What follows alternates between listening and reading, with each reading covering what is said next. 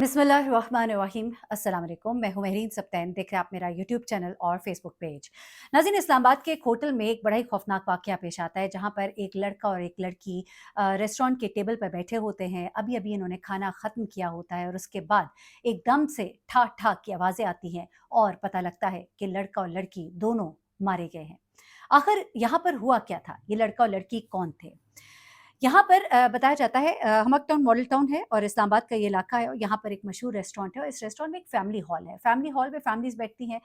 यहाँ पर आकर ये 2 लड़के और 2 लड़कियाँ यहाँ पहुँचते हैं। कोई दोपहर 2 ढाई बजे का वक़्त होता है, दोपहर के खाने का वक़्त होता है और ये हॉल बिल्कुल खाली होता है।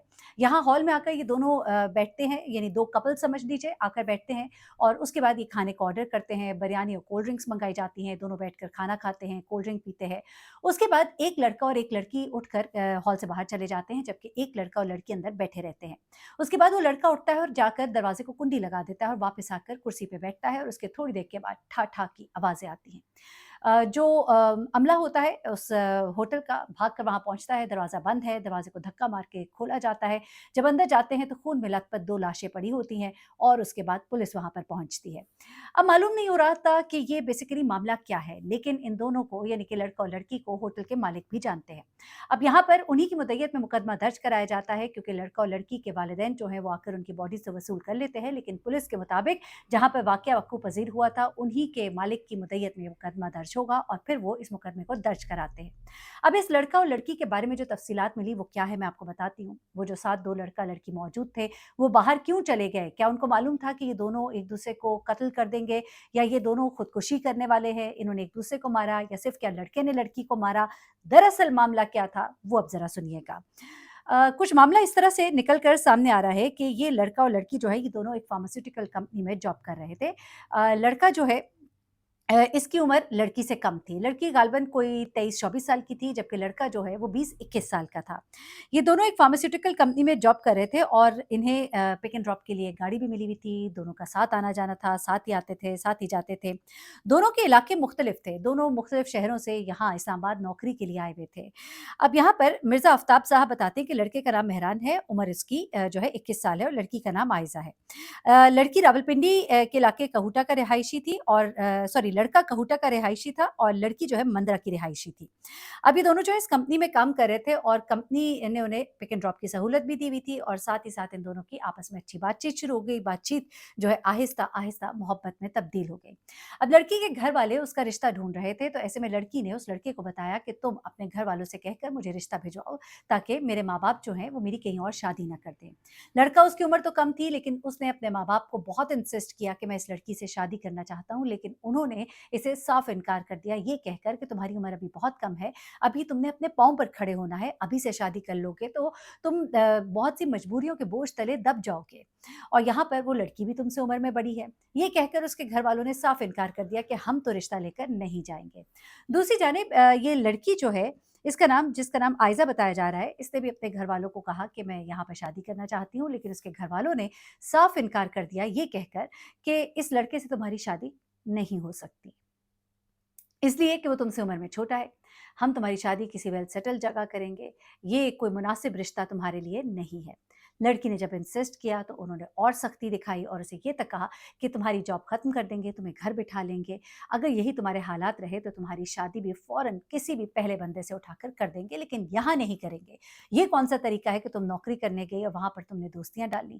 बहुत से घराने ऐसे होते हैं जहाँ पर इस चीज़ को सख्त नापसंद किया जाता है। कहीं और तो शादी कर देंगे, लेकिन अगर लड़की गलती से किसी को पसंद कर ले तो ये उनकी इज़्ज़त और गैरत गवारा नहीं करती। वो ये नहीं सोचते कि कभी-कभी इन चीज़ों का अंजाम जो है बहुत बुरा भी हो सकता है। अब यहाँ पर क्या होता है कि जनाब, जब इस लड़की को घरवालों ने सख्ती की तो वो थोड़ा डर भी गई, क्योंकि उसको ये भी कहा गया कि पकड़ कर रिश्तेदारों में ही 1-2 रिश्ते हैं, तुम्हारा वहाँ रिश्ता कर देंगे। तब लड़की ने कहा कि ठीक है, आप ऐसा ना करें, मैं आहिस्ता-आहिस्ता उससे ताल्लुक जो है ख़त्म कर लेती हूँ। अब उस लड़की ने जाकर उस लड़के को कहा कि ये शादी नहीं हो सकती, ना तुम्हारे घर वाले आएँगे, ना मेरे घर वाले मानते हैं, और वो आहिस्ता-आहिस्ता इस लड़के से साइड पर होना शुरू हो गई। ये बात जो है इस लड़के को कुछ अच्छी ना लगी, खिली। वो बहुत ज़्यादा इससे शायद मोहब्बत करता था, उसकी बर्दाश्त से ये सब बाहर था।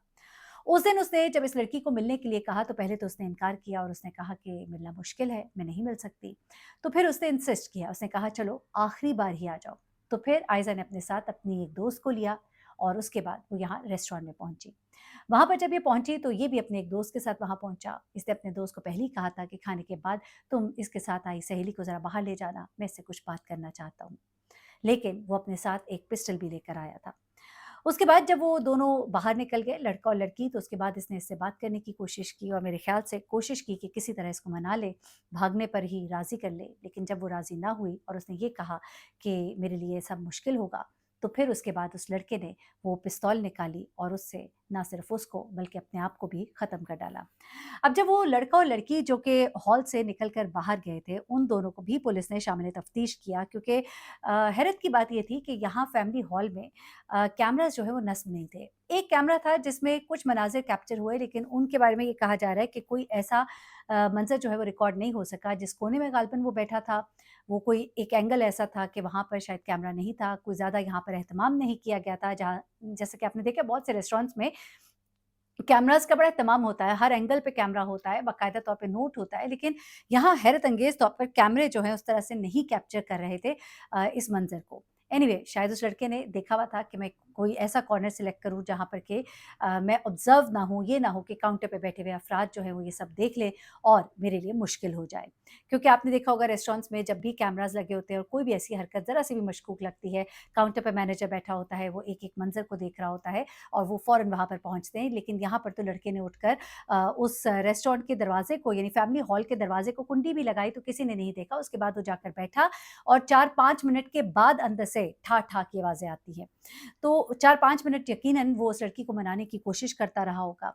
अब जब वो लड़का और लड़की जो कि बाहर भेजे गए थे, उनसे पुलिस ने तफ्तीश की तो उन्होंने ये बताया कि लड़के से पूछा गया कि तुम्हें मालूम था कि वो ये करने वाला है, तुमने उसे रोका नहीं, तुम्हें ये भी मालूम था कि उसके पास पिस्तौल है?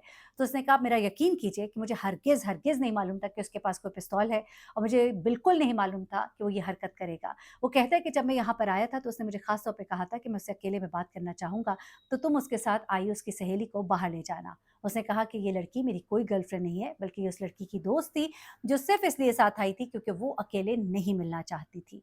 इसलिए वो उसको साथ लेकर आई थी और मैं उसको लेकर इसलिए बाहर चला गया था उसी के रिक्वेस्ट करने पर कि ये दोनों जो आपस में बात कर लें, अपने मामलात को तय कर लें। वो काफ़ी डिस्टर्ब था, मैं चाहता था कि वो अपनी दिल की बात करे, अगर कोई इनका मामला सेटल होता है तो हो जाए। अगर मुझे ये अंदाज़ा होता कि उसके पास पिस्तौल है, तो मैं कभी भी उसको यहाँ पर ना आने देता, मैं उसको कभी भी पिस्तौल कैरी ना करने देता।